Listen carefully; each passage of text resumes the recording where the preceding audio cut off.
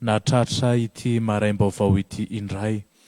Misaotra an'Andriamanitra lehibe tokoa isika noho ny alehiben'ny famindram-pony izay azonany antsika amin'ny fahasalamana, ny hery sy tanjaka ary mbola hanomezany antsika ity tombonandro ity indray androany. Hiara hivavaka isika rehetra tompoko. Andriamanitra ray sy zanaka ary fanahy masino, izay mpamorona sy mpanavitra ary mpanamasina anay. Indreto izahay mivory amin'ny anaranao, amin'ny toerana rehetra izay nametrahanao anay tsirairay avy, mba hiaino izay ho lazainao aminay.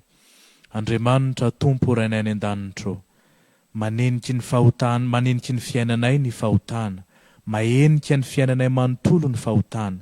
Izay rehetra ataonay dia tsy misy tanteraka eo anatrehanao, ka dia hiaran-doza izahay ary hiaran-doza ny firenenay.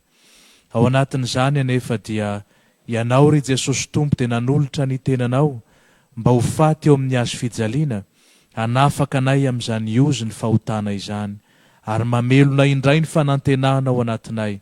Azonay miantso anao Andriamanitra ray, manolotra ny tenanay sy ny fiainanay ho anao, andraisanay fitsarana, andraisanay fiadanana, andraisanay fiainana mandrakizay. Izany indrindra no ifaliany fonay amin'ity maraina ity, na dia mbola vesarany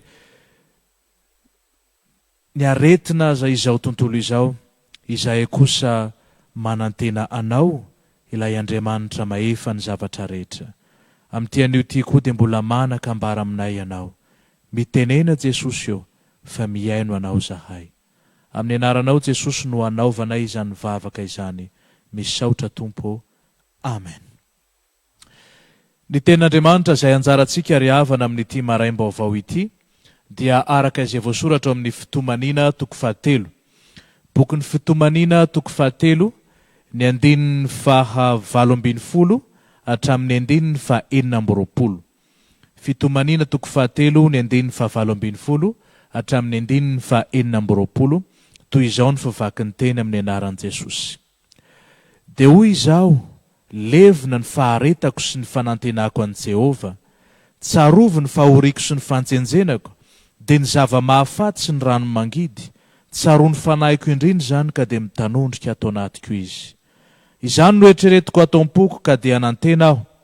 Ny famindram-pon'i Jehova ny tsy hahalany ritra antsika, fa tsy mitsahatra ny fiantrany. Vaovao isa-maraina izany, lehibe ny fahamarinanao. Jehova no anjarako, hoy ny fanahiko, ka dia hanantena azy aho. Tsara Jehova amin'izay manantena azy, dia amin'ny olona izay mitady azy. Tsara ny miandry ny famonjen'i Jehova amin'ny fanginana. Ray masonao manamasinanay amin'ny fahamarinana, ny teninao no fahamarinana. Amen. Ry hava malala ao amin'ny Tompo, ho aminareo mandrakarivana ny fahasoavana sy ny fiadanana, avy amin'Andriamanitra raintsika sy Jesosy Kristy Tompo. Amen. Izao tenin'Andriamanitra anjarantsika izao ry havana dia tononkira fisaonana izay nosoratan'i Jeremia mpaminany tamin'ny taona 780 talohan'i Jesosy Kristy. Fa inona no zavatra nitranga mahatonga an'i Jeremia manao zao tononkira fisaonana izao? Ary tsindrina mialohany ilazana azy dia ny hoe io ireo andininy anjarantsika androany ireo no ivon'ity fitomanina, bokin'ny fitomanina iray manontolo ity. Fa inona ny zavatra nitranga mahatonga an'i Jeremia nanoratra ireo tononkalo na tononkira fisaonana anankidimy izay mandrafitra ny bokin'ny fitomanina ireo. Ny zavatra nitranga ry havana dia zavatra tena lehibe loatra teo amin'ny fiainanareo zanak'Israely ireo, satria tamin'izany fotoana nanoratan'i Jeremia mpaminany izany dia tao anatin'ny fahoriana lalina ny Joda ray manontolo.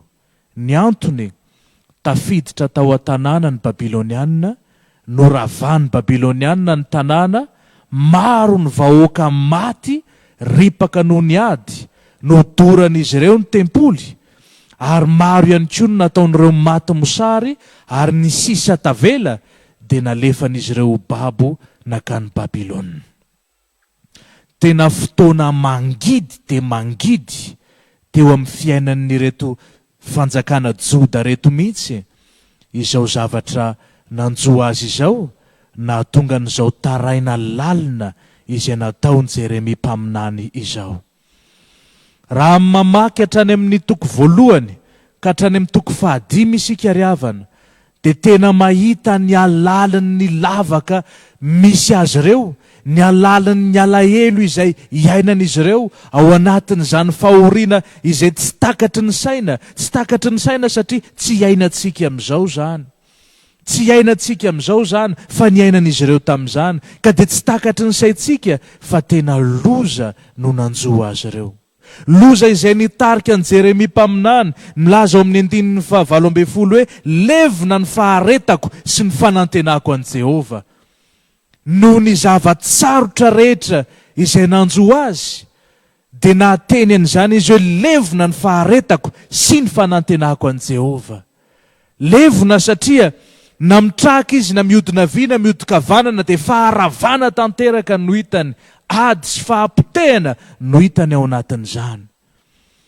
Fa izao anefa ry havana, io loza izay nitranga tamin'ny zanak'Israely io dia efa nitenenan'Andriamanitra azy mialoha io, ary voasoratra any amin'ny bokin'i Jeremia mpaminany any amin'ny toko 7, toko 430, toko 730, dia anambarany Jeremia mpaminany fa raha tsy mibebaka, raha tsy miala amin'izao raha tsy fanao zao ity fanjakany Joda ity, dia ho ravan'ny Babilonianina izy ireo. Fa inona ny zavatra nataon'izy ireo? Niny ala tamin'Andriamanitra izy, fa nitsiriritra ny fiainan'ireo Babilonianina, nitsiriritra ny fiainan'ny jentilisa manodidina azy, nitsiriritra ny Andriamanitra izy ireo, ilay Andriamanitra tsy mandrarana azy tsy hanao izay tsy tiany, ilay Andriamanitra tsy mandrarana azy tsy handeha amin'ny filan'ny nofo. Dia izao ny tena loza, sady manompo an'Andriamanitra izy no manompo an'ireo Andriamanitra ireo. Fa maninona izy ny manao an'izany? Manao an'izany izy satria izao fantany tsara ny fahamasinany io Jehovah-Andriamanitra izay tompony io, fantany tsara ny fahalebiazany io Jehovah-Andriamanitra izay tompony io, ka dia tsy foiny io Jehovah-Andriamanitra io fa ampiarahany amin'ny ilay Andriamanitra ny jentilisa mba hahafahany mitoetra ao anatin'ny fahavetavetan'ny fahotana, ao anatin'ny fanompontsampy isan-karazany. Ka dia niekaran'ny fahavetavetan'ny faharatsiana tokoa ny tempolon'i Jehova tamin'izany fotoana izany. Ry havana, tena naharikoriko teo anatrehan'Andriamanitra ny fiainan'ireo jiosy ireo tamin'izany fotoana izany, ary efa naniraka ny Jeremia mpaminany Andriamanitra mba hampitandrina azy ireo fa ndra ho ringana izy ireo. Fa inona ny zavatra nataony tamin'i Jeremia? Nenjehana izy ireo Jeremia, nataony any an-trano maiziny Jeremia, nampahoriany tany anaty fotaka Jeremia, nokapohiny izy ireo Jeremia, nampahoriany izy ireo mafy mihitsy izy, ka dia nitaraina ihany koa tao anatin'izany. Ary ao anatin'ity toko 13 ity no ahitantsika ny tarainan'i Jeremia ny amin'ny fanenjehana nahazo azy. Fa tsy mba mofo intsony no niditry ny vavan'i Jeremia, fa vato kely, ka dia mampikitro nify anazy, satria tena tsy nomendreo hanina mihitsy nampahoriana izy ireo noho ny filazan'i Jeremia azy ny teny marina avy amin'Andriamanitra.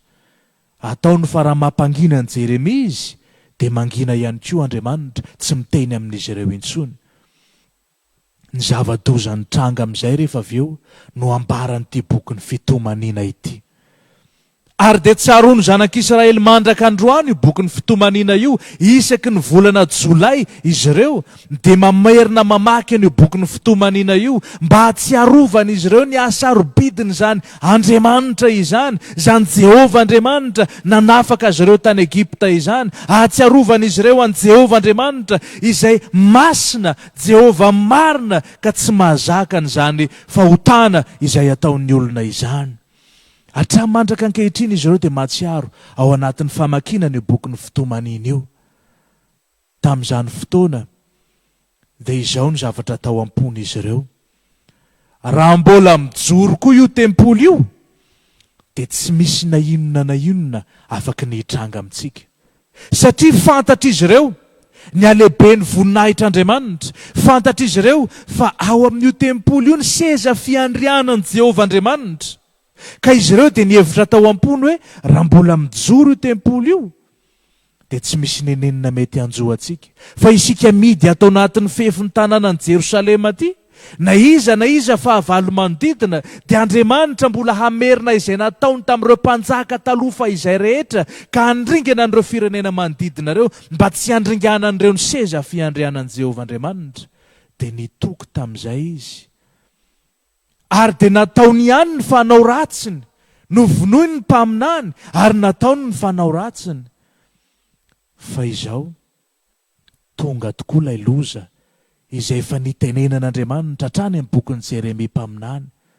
Tonga ilay loza mahatsiravina, naharava hatreo ny fanjakan'i Joda, naharava hatreo zany fanjakan'ny taranaky Davida izany, hany ka tahaka ny hoe maty sy foana hatreo ny teny fampanantenana nataon'Andriamanitra tamin'ny Davida mpanjaka fa izay any amin'ny Samuela 2:7-9 rehefa ozy Andriamanitra tamin'ny Davida hoe ary ny taranakao sy ny fanjakanao hitoetra eo anatrehanao mandrakizay, ny seza fiandriananao hitoetra mandrakizay.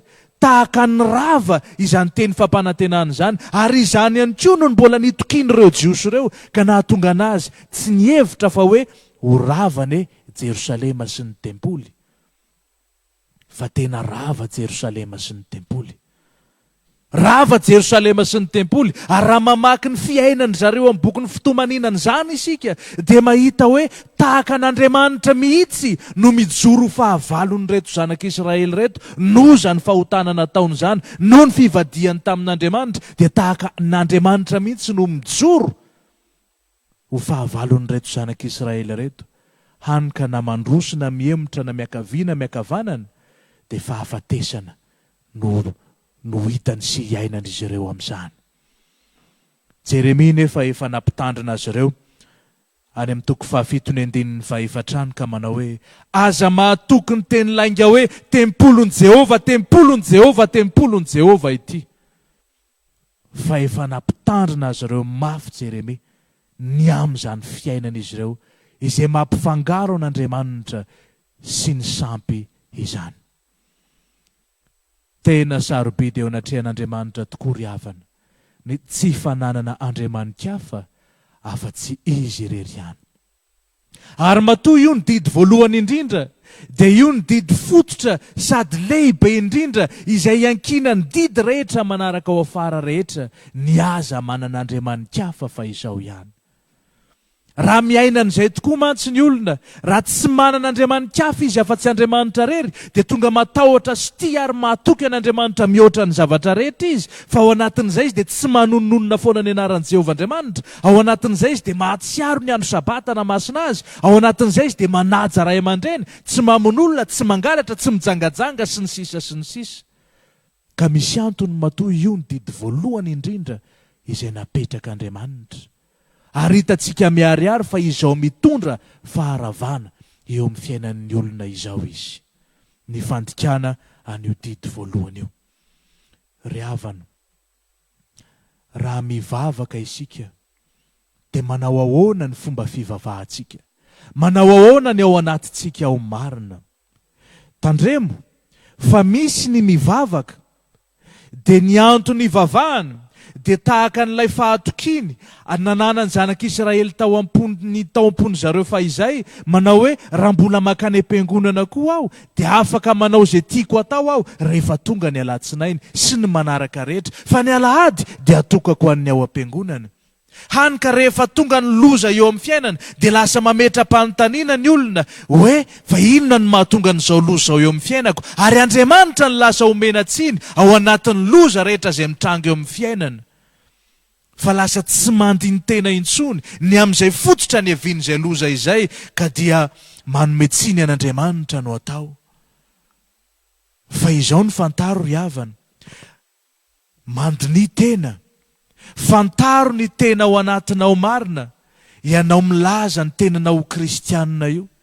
Isika milaza ny tena antsika ho kristianina, tena mila mandiny tena lalina isika, fandrao mialokaloka ao ambadika izay toerana maha-kristianina antsika izay, ka mialokaloka ao isika mba ahafahantsika manohy ny toetra ratsy sy ny fiainan-dratsy, ny fiainana maloto isan-karazany izay ataontsika. Fa ny fiainantsika ao anatin'izany fiainana maloto izany isan'andro manambara fa tsy manana an'Andriamanitra ho Andriamanitra isika.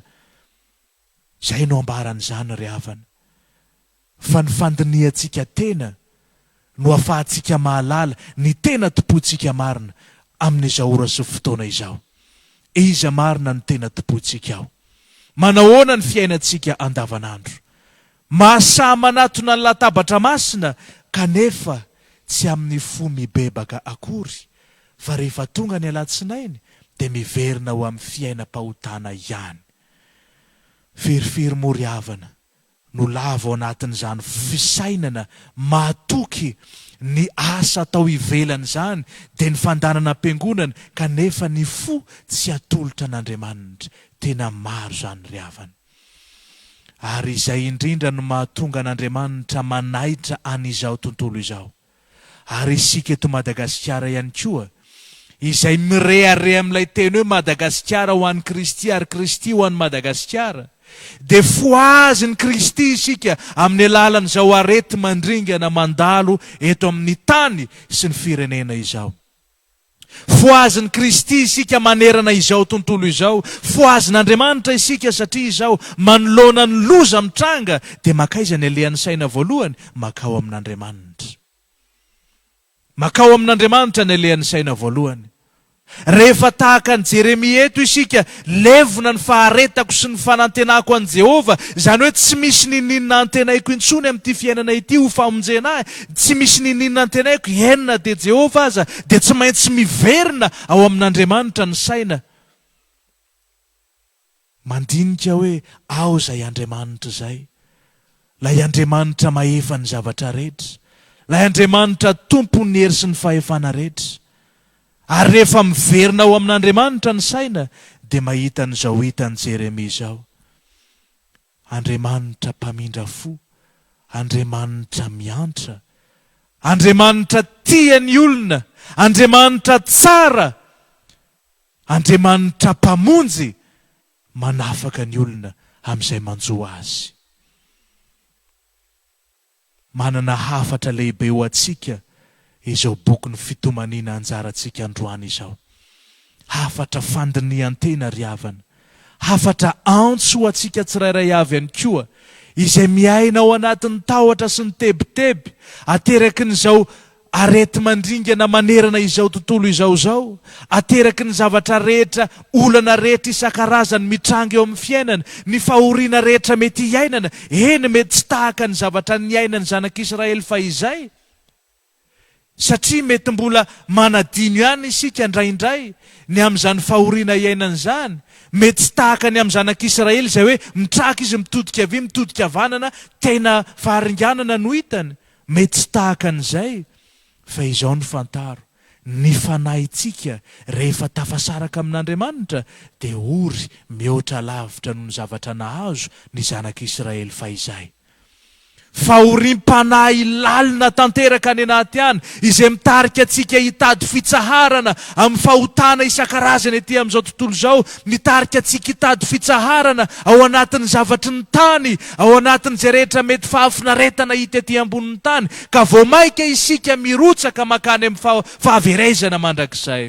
Fa izao tenin'Andriamanitra izao kosa dia mamerina antsika izay ao anatin'izany fahoriam-panahy, etaetam-panahy, fahafatesam-panahy zany, mba hitodika ao amin'Andriamanitra. Ka hiteny tahaka Jeremia hoe, izany no eritreretako ato am-poko, ka dia anantena aho, fa ny famindram-pony Jehova ny tsy nahalany ritratsika, fa tsy mitsahatra ny fiantrany sy ny sisa, izay anambarany ny fahatsaran'Andriamanitra, fahalebiazany famindram-pony, izy miantso ny mpanota mba hanatona azy, andraisany mpanota rehetra famelan-keloka, izay tena fototry ny fitsarana eo amin'ny fiainany, satria mampiray azy, mampiombona azy amin'ilay Andriamanitra tokana, ananany fiadanana mandrakizay.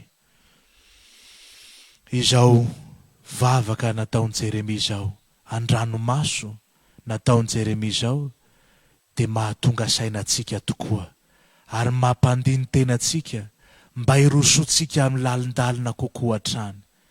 Tsy heverantsika ny aminy hoe efa nahatanteraka aho, fa manohy ny fiazakazahana mba hiroso mialalina kokoa amin'ny fanomponan'ny Tompo ary mahafoy isanandro izay rehetra itenenan'Andriamanitra atsika mba hialantsika izany, fa hiainantsika kosa mifanaraka amin'ny sitrapon'Andriamanitra.